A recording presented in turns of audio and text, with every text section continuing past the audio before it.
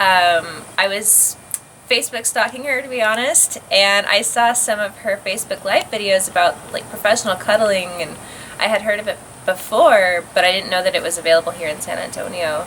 So I watched some of her videos and I was like, this is really interesting, and I could probably use some of this in my life.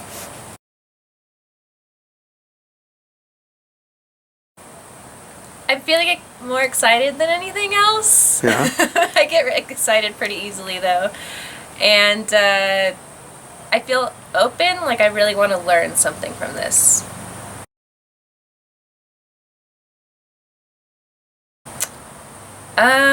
I fear that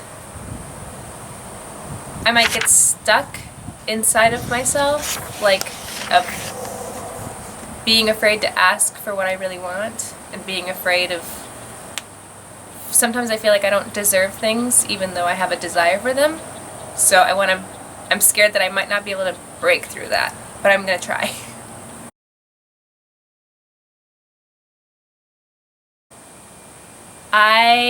So this is my first chance to break through feeling like I don't deserve things that I desire, but I'm really seeking nurturance.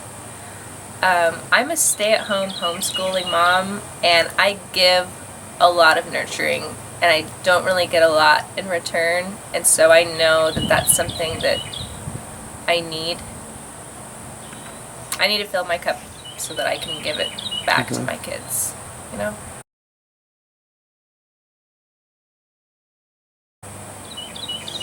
It feels new and different. It's outside of my comfort zone. But I love opportunities like this, and that's why I jumped on board. I like learning new stuff, and this is how you learn stuff, is by doing things you've never done before. The most obvious one is when somebody gets hurt. Sometimes it doesn't even have to be physical. Like if somebody's feelings get hurt, I'll touch them where it hurts, and if it's their feelings, then I'll touch them on their heart. Mm-hmm. And it's like magic. Touch is like magic sometimes. So yes, I see it.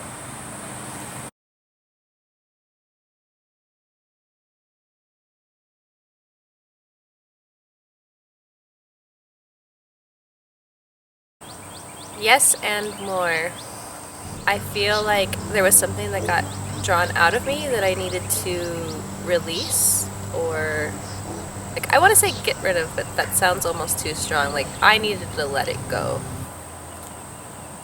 And I wasn't expecting that.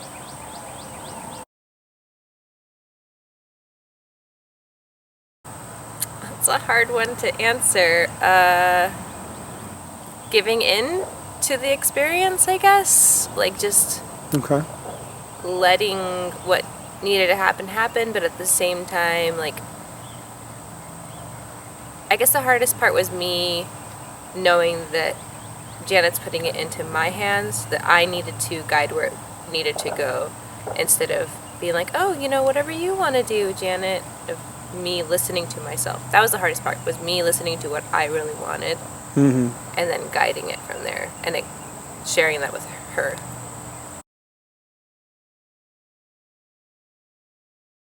It's not something that I like would want all the time, but it was great to have in the session, and I do think that practicing it here will help me have skills to, when I need to let people know I don't like the direction that something's going in, that I can voice my concerns at that time, instead of telling myself like, no, you're the kind of person who just goes with the flow.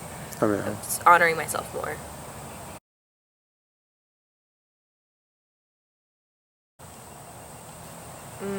It brought up some really wonderful childhood memories that I wasn't thinking about before. Of how I was raised in a family that was very open to and celebrated touch, and remembering how my mom modeled touch for others as well. She would massage like the ladies at church. Oh, okay.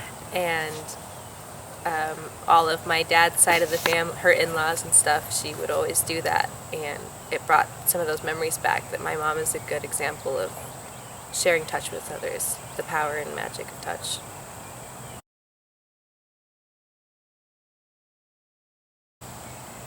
I'm feeling really calm and in the moment.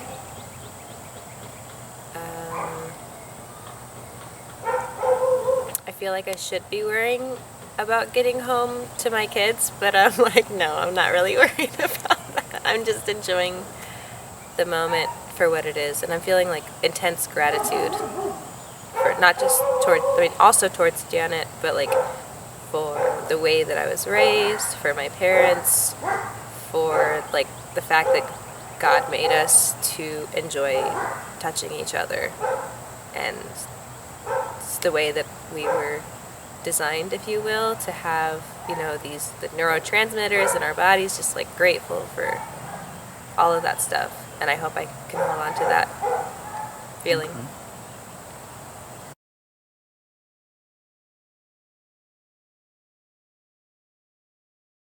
Explore that, honor that feeling. Maybe that's something inside of you telling you that there's something lacking in your life, that maybe you need touch more than you realize. The fact that you think it's like, I'm not trying to come off as attacking, but the fact that you think it's like weird or creepy that people do this is an indication inside of you that you're lacking something, and to approach that side of yourself with compassion. And even if you don't go to see a cuddlist, maybe starting to be a little bit more open to accepting or giving touch with people in your life.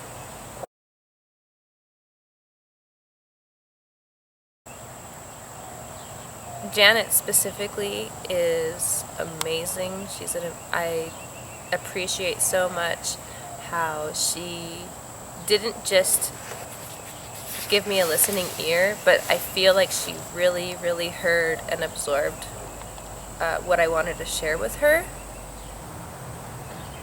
When I was able to express that I wanted maybe this certain type of cuddling position, or I wanted this type of touch, that she started there, and then she would ask, oh, can I touch you this way, or is this what you want, or is this what you're trying to explain? And it helped me tell her and express what I wanted.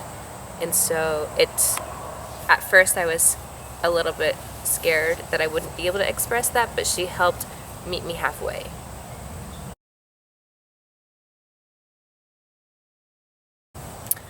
We stayed in, I think it's called sardines in a can position the whole time. It's when you are both sitting on a couch facing each other, mm-hmm. but your legs are extended, and ours were intertwined. And I was leaned back and she was sitting up so that she could touch my legs. She was like squeezing my calves and with a little bit of rubbing, and it felt so great.